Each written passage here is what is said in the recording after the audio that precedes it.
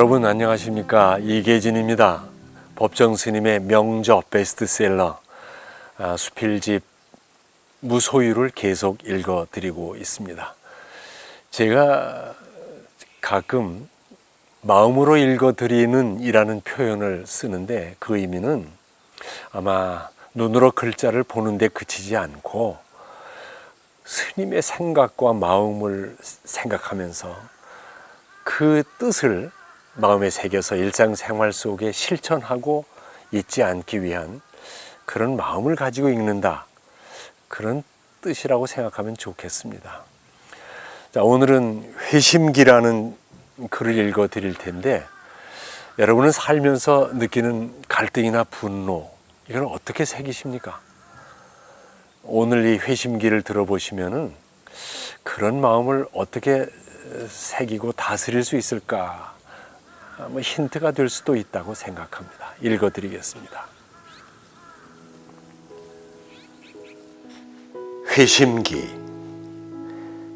내 마음을 내 뜻대로 할 수만 있다면 나는 어디에도 걸림이 없는 한도인이 될 것이다. 그럴 수 없기 때문에 온갖 모순과 갈등 속에서 부침하는 중생이다. 우리들이 화를 내고 속상해하는 것도 따지고 보면 외부의 자극에 설하기보다 마음을 걷잡을 수 없는 데에 그 까닭이 있을 것이다. 3년 전 우리가 머무르고 있는 절의 경내지가 종단의 몇몇 사무승들의 농간에 의해 팔렸을 때 나는 분한 생각 때문에 며칠 동안 잠조차 이룰 수 없었다. 전체 종단의 여론을 무시하고 몇몇이서 은밀히 강행한 처사며 수천 그루의 아름드리 소나무들이 눈앞에서 넘어져 갈 때, 그리고 밤낮을 가리지 않고 불도저가 산을 헐어 뭉갤 때 정말 분통이 터져 견딜 수가 없었다. 나를 둘러싸고 있는 모든 것들이 원망스럽고 저주스러웠다. 함께 살던 주지 스님도 다른 절을 맡아서 가고 그 그늘에서 붙어 살던 나는 그야말로 개밥의 도토리 신세가 되고 말았다. 나는 다른 도량으로 옮겨 차라리 눈으로 보지나 말자고 내심 작정하고 있었다. 그러던 어느 날 새벽 법당에서 예불을 마치고 나오려던 길에 문득 한 생각이 떠올랐다. 본래 무일물, 본래 한 물건도 없다는 이 말이 떠오르는 순간 가슴에 맺혔던 멍울이 삽시간에 술술 풀렸다. 그렇지, 본래 한 물건도 없는 것이다.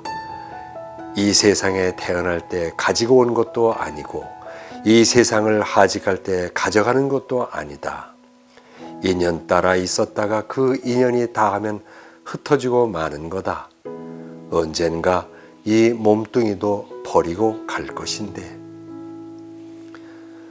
이렇게 생각이 미치자 그 전까지의 관념이 아주 달라지게 됐다. 내가 주지 노릇을 하지 않고 붙어 살 바에야 어디로 옮겨가나 마찬가지 아니냐. 중생들끼리 얽혀 사는 사바세계라면 거기가 거기지. 그렇다면 내 마음 먹기 탓이다. 차라리 비리의 현장에서 나를 키우리라. 땅에서 넘어진 자 땅을 짚고 일어난다는 옛말의 말도 있지 않더냐. 이때부터 팔려나간 땅에 대해서도 애착이 가지 않았다. 그것은 본래 사찰 소유의 땅이 아니었을 것이다. 신도들이 희사를 했거나 아니면 그때까지 주인이 없던 땅을 절에서 차지한 것일 게다. 그러다가 그 인연이 다해 내놓게 된 것이다. 그리고 경내지가 팔렸다고 해서 그 땅이 어디로 간 것이 아니고 다만 소유주가 바뀔 뿐이다. 이날부터 마음이 평온해지고 잠을 제대로 잘 수 있었다. 그토록 시끄럽던 불도저며 바위를 뚫는 컴프레서 소리가 아무렇지 않게 들렸다. 그것은 이렇게 생각했기 때문이다. 남들을 향해서는 곧잘 베풀라고 하면서 지금까지 나 자신은 무엇을 얼마나 베풀어 왔느냐. 지금 저 소리는 너의 잠을 방해하기 위해서가 아니고 집에 없는 사람들에게 집을 지어주기 위해서 터를 닦는 소리다. 이 소리도 못 듣겠다는 게냐? 그리고 그 일터에 수백 명의 노동자들이 밤잠도 못 자며 땀 흘려 일을 하고 있다. 그들에게는 저마다 몇 사람씩 딸린 부양 가족이 있을 것이다. 그들 가족 중에는 지금 입원 환자도 있을 거고 등록금을 내야 할 학생도 있을 것이다. 연탄도 드려야 하고 눈이 내리기 전에 김장도 해야 할 것이다. 내가 그들에게 보내주지는 못할 망정 살기 위해 일하는 소리조차 듣기 싫다는 게냐. 이처럼 생각이 돌이켜지자 그토록 시끄럽고 골이 아프던 소음이 아무렇지도 않게 들렸다. 이때를 고비로 나는 종래까지의 그 사고와 가치의식이 아주 달라졌다. 이 세상은 나 혼자만이 아니라 많은 이웃과 함께 어울려 살고 있다는 사실이 구체적으로 새겨지게 되었다. 소유관념이나 손해에 대한 개념도 자연 수정될 수밖에 없었다.